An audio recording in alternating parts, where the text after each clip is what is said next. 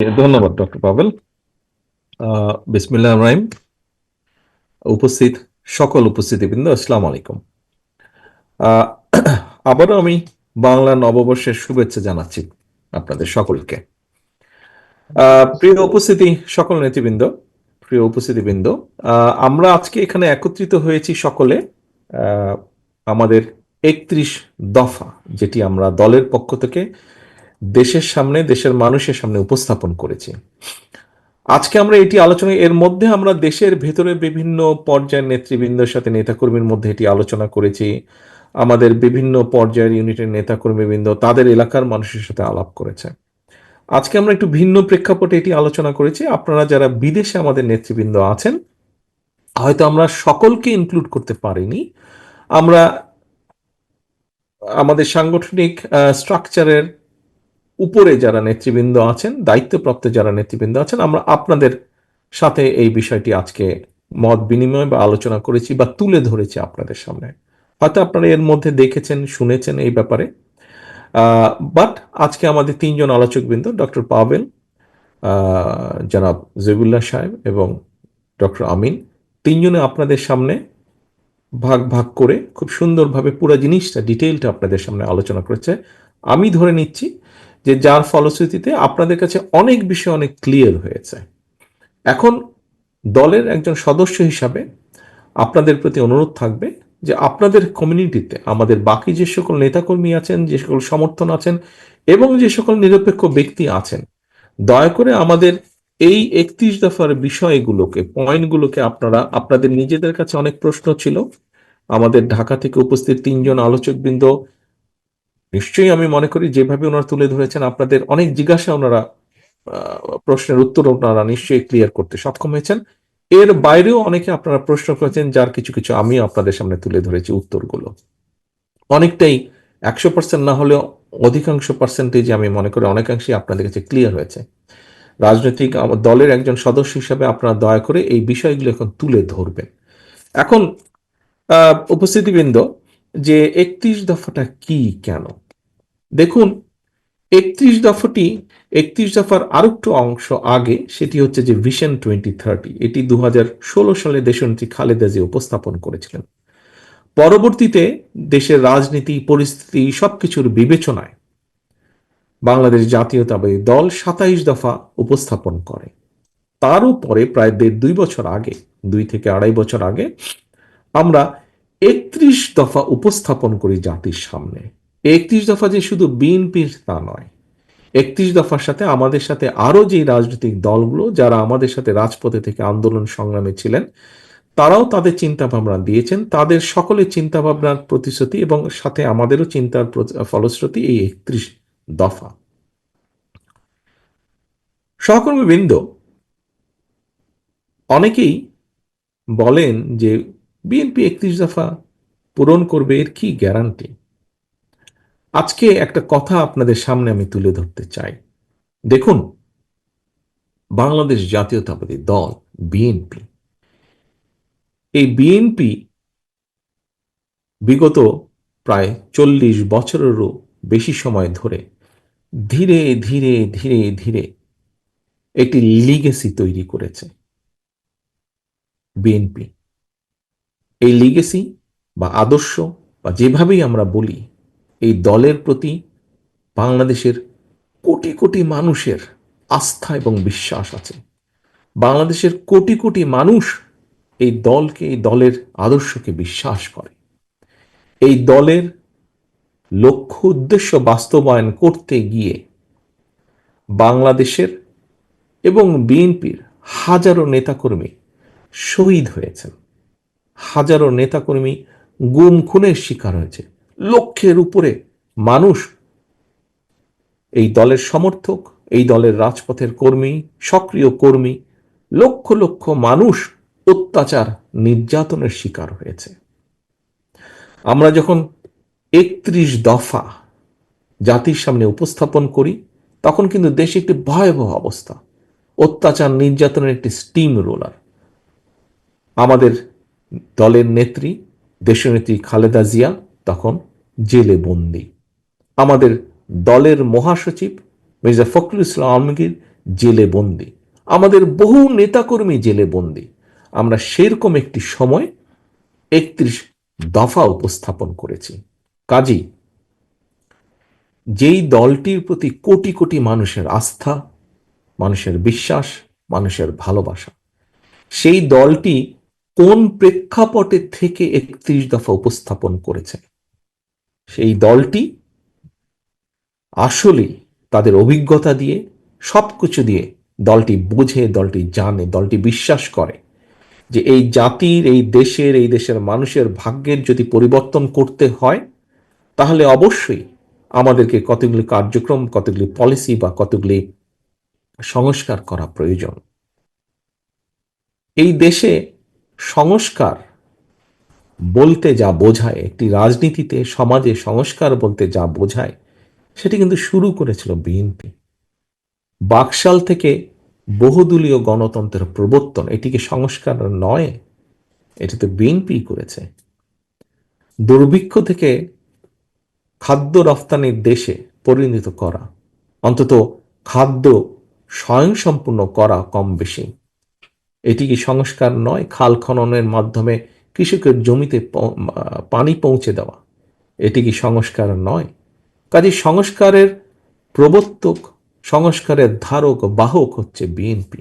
দেশের নারী সমাজকে শিক্ষিত করার মাধ্যমে দেশের নারী সমাজকে দেশের উন্নয়নের সাথে একত্রীভূত করা, এটি কি সংস্কার নয়? এই সংস্কার তো দেশনেত্রী খালেদা জিয়া করেছেন, বিএনপি করেছে শুরু। কাজেই এই দেশে সত্যিকারভাবে যদি কেউ সংস্কার করতে চায়, সংস্কার করে থাকে, সামনে সংস্কার করবে, সেটি বিএনপি করবে, বিএনপি করতে পারে। কারণ অতীতেও বিএনপি করেছে, বর্তমানে বিএনপি সংস্কারের প্রস্তাব সবার আগে দিয়েছে, কারণ ভবিষ্যতে ইনশাল্লাহ বিএনপি করার সক্ষমতা রাখে। আজকে অনেকেই, ব্যক্তি হোক বা রাজনৈতিক দলই হোক না কেন, সংস্কারের কথা বলছে। নির্বাচন পরে, সংস্কার আগে। আপনাদের সকলের কাছে আমি একটি প্রশ্ন রাখতে চাই, যারা বলছে আগে সংস্কার পরে নির্বাচন, তাদের ক্ষেত্রে আমরা কি দেখছি? মুখে বলছে পরে নির্বাচন, কিন্তু তারা তো গিয়ে ঠিকই যে বিভিন্ন জায়গায় আমরা দেখছি নিজেদের প্রার্থী তারা ডিক্লেয়ার করে বেড়াচ্ছে। কোথায়? বিএনপি তো এটি করছে না, বিএনপি তো এটি করছে না। কারণ কেন বিএনপি করছে না জানেন? বিএনপি এই কারণে করছে না, কারণ সংস্কার একটি চলমান প্রক্রিয়া। সংস্কার কোনো ব্র্যাকেট বন্দি কোনো বিষয় নয় যে এতটুকু আসলো, এতটুকু হলো, হয়ে গেল। সংস্কার একটি চলমান প্রক্রিয়া। যেহেতু আমরা বিশ্বাস করি, সেজন্যই আমরা বলি যে নির্বাচন এবং সংস্কার এটি চলমান প্রক্রিয়া। সংস্কার চলতে থাকবে, কিন্তু নির্বাচন হতে হবে নির্বাচনের সময় মতন। এবং সে কারণেই আমরা অনেককেই দেখছি বলছে মুখে আগে সংস্কার পরে নির্বাচন, কিন্তু বাস্তবে তারা ঠিক তার বিপরীত কাজটি করছে, যেটি বিএনপি কখনোই বলে না, বিএনপি করে না। বিএনপি তাই করে যা বিএনপি বলে, বিএনপি তাই বলে যা বিএনপি করে। প্রিয় সহকর্মীবৃন্দ, আমি একটু আগেই বলেছি বিএনপি কখন সংস্কারের প্রস্তাব দিয়েছে। বিএনপি তখনই প্রস্তাব দিয়েছে যখন বিএনপির দেশনেত্রী খালেদা জিয়াকে শুরু করে দলের মহাসচিব থেকে শুরু করে শত হাজারো নেতাকর্মী জেলে বন্দী, যখন বিএনপির লক্ষ লক্ষ নেতাকর্মী ঘর বাড়ি ছাড়া, গায়েবী মামলার জর্জরিত, তখন বিএনপি দিয়েছে। আজ আমরা অনেক মানুষের মুখে শুনতে পাই সংস্কারের কথা। আজকে দ্বিতীয় প্রশ্নটি আপনাদের কাছে, আজকে যারা সংস্কারের কথা বলছে, খুব জোর গলায় সংস্কারের কথা বলছে, তাদের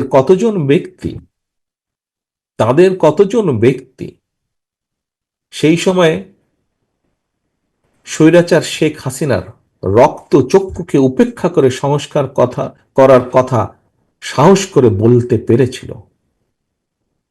আজকে যারা সংস্কারের কথা বলেছে, তারা বিএনপির নেতাকর্মীর মতন কতগুলো মামলা খেয়েছে, কতদিন অত্যাচারিত হয়েছে, কতজনের ঘর বাড়ি ভাঙা হয়েছে, কতজনকে আদালতের বারান্দায় সপ্তাহে 7 দিনের 5 দিন ঘুরঘুর করতে হয়েছে?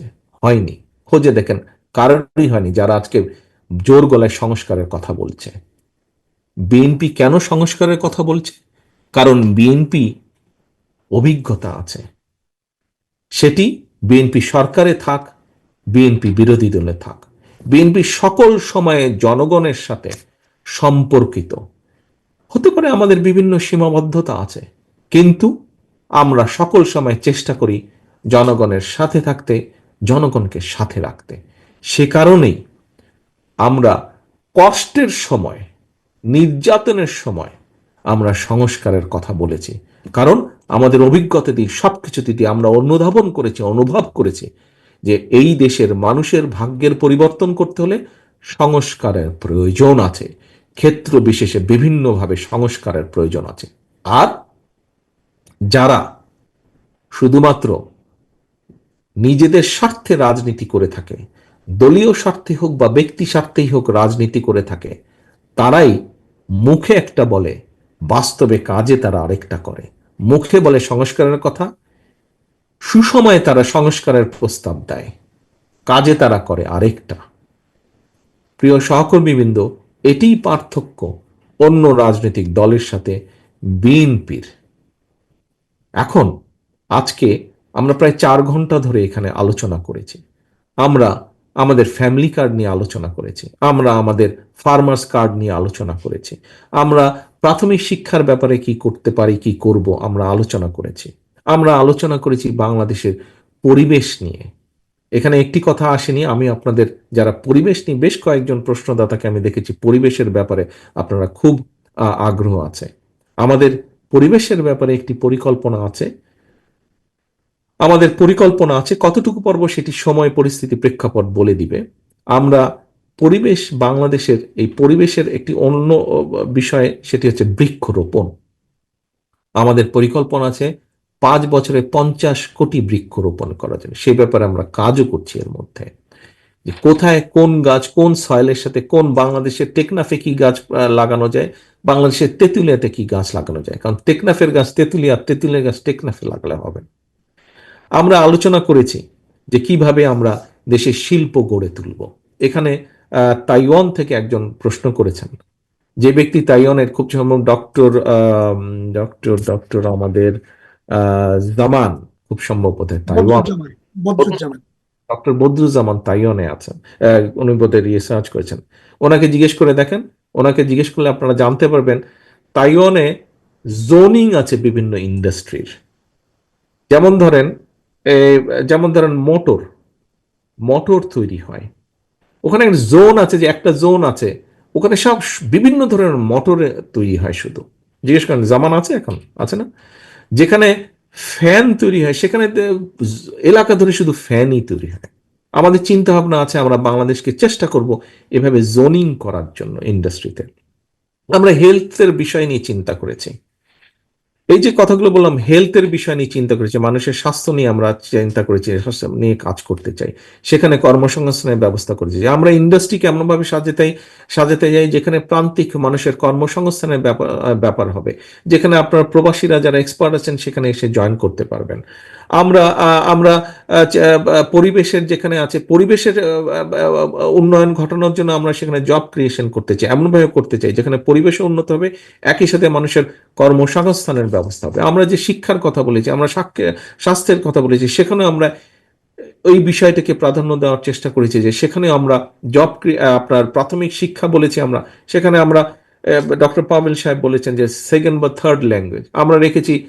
খেলাধুলার ব্যাপারে আমরা রেখেছি, কালচারের ব্যাপারে প্রত্যেকটা জায়গায় শিক্ষকের প্রয়োজন আছে, সেখানে জব ক্রিয়েশনের ব্যাপার আছে। আমরা ফার্মার্স কার্ড বলেছি, এই ফার্মার্স কার্ডের আমাদের এখানে কাজী নামে একজন বোধহয় প্রশ্ন করেছেন এআই এর ব্যাপারে, যে ড্রোনের ব্যাপারে বলেছেন। আপনার মধ্যে জানা নেই বা জানা থাকতেও পারে যে আমাদের উপজেলা পর্যায়ে বা থানা পর্যায়ে আমাদের কৃষি অফিসার আছেন, এবং তার আন্ডারে 2 থেকে 3 জন সহকারী কৃষি অফিসার আছেন। আপনি ড্রোন ব্যবহারের আগে তাদের কাছ থেকে আপনি ইনফরমেশন পেতে পারবেন। কিভাবে পেতে পারবেন? কারণ তাদের পিছনে আপনি রাষ্ট্রের টাকা দিচ্ছেন, বেতন বোনাস সব দিচ্ছেন, যে কোথাও যদি দুর্যোগ হয়ে থাকে কিভাবে আপনি তাদের কাছ থেকে তাৎক্ষণিকভাবে খবর পেতে পারবেন। কাজেই এই সবগুলো বিষয় নিয়ে কম বেশি আমরা চিন্তা ভাবনা করছি। আসুন জিজ্ঞেস করেন তো অন্য দলের লোককে, এত ডিটেল চিন্তা ভাবনা তারা তুলতে পারবে কিনা। এত ডিটেল কোনো কিছু তারা বলতে পারবে না। আমরা চিন্তা করছি, আপনারা এখানে যারা বিদেশে আছেন, একটি প্রাইমারি বিষয় আমার কাছে রিপোর্টটি জমা হয়েছে, এখনো রিপোর্টটি ডিটেলটা আমি দেখিনি। আপনারা যখন আপনারা ব্যস্ত থাকেন সকলে, আপনারা হয়তো হঠাৎ করে কোনো একটা কিছু প্রয়োজন আছে, আপনারা হয়তো দোকানপাটে যেতে পারছেন না, আপনারা কি করেন? অ্যামাজনে আপনারা অর্ডার দিয়ে দেন জিনিসটা। আপনি যে আপনাদের প্রত্যেকের এখানে পরিচয় আছে অ্যামাজনটা কি জিনিস। আমি যদি এখন আপনাদেরকে বলি অ্যামাজনের আপনার সেলিং লিস্টের মধ্যে যদি আমরা যাই, না হলে আমরা 2000টা আইটেম পাবো না, ডিফারেন্ট কাইন্ডের 2000, মিনিমাম 2000 আইটেম পাবো।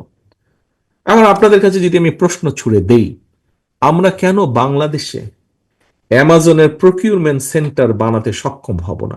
অ্যামাজনে যে এই যে 2000 আইটেম, 2000 মধ্যে না হলে 1000 আইটেমের ছোট ছোট ছোট ছোট ফ্যাক্টরি তো আমরা বানাতে সক্ষম হব, যদি আমরা সুন্দরভাবে প্ল্যানিং করে দেব। অ্যামাজন ধরেন, আলিবাবা ধরেন, এই যে অ্যামাজন আলিবাবা দুটো যে বড় আপনার অনলাইন শপিং, এদের প্রক্রিয়া, এরা তো কোথাও না কোথাও থেকে জিনিসগুলা তাদের প্রকিউর করছে। তাহলে কেন আমরা তাদের প্রকিউরমেন্ট সেন্টার বাংলাদেশকে বানাতে পারবো না? কাজী এই বিষয়টি নিয়ে আমরা কাজ করছি, এরকম বিষয় নিয়ে আমরা কাজ করছি।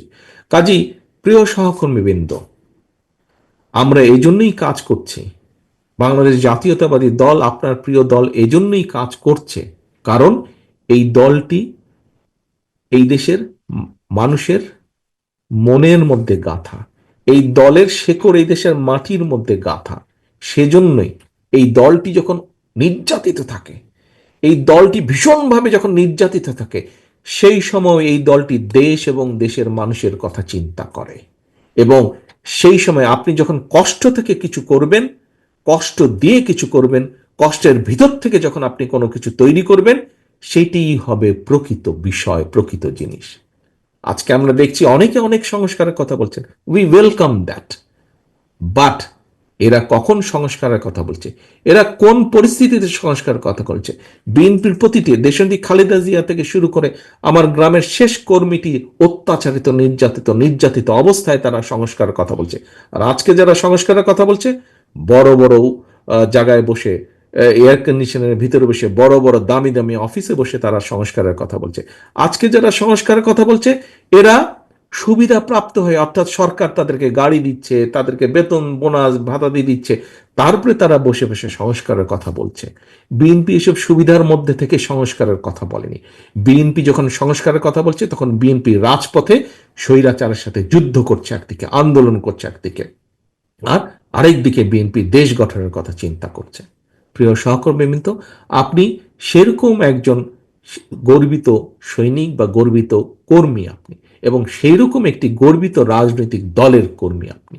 হতে পারে আমাদের ভুল ত্রুটি আছে, হতে পারে আমাদের সীমাবদ্ধতা আছে, হতে পারে আমাদের মধ্যে কেউ কেউ কোনো কোনো অনৈতিক কাজের সাথে জড়িত, কিন্তু আমাদের সবচেয়ে বড় ক্রেডিট হচ্ছে, কেউ যদি অন্যায় করে থাকে আমরা কোনো ডিনাইলের মধ্যে নেই।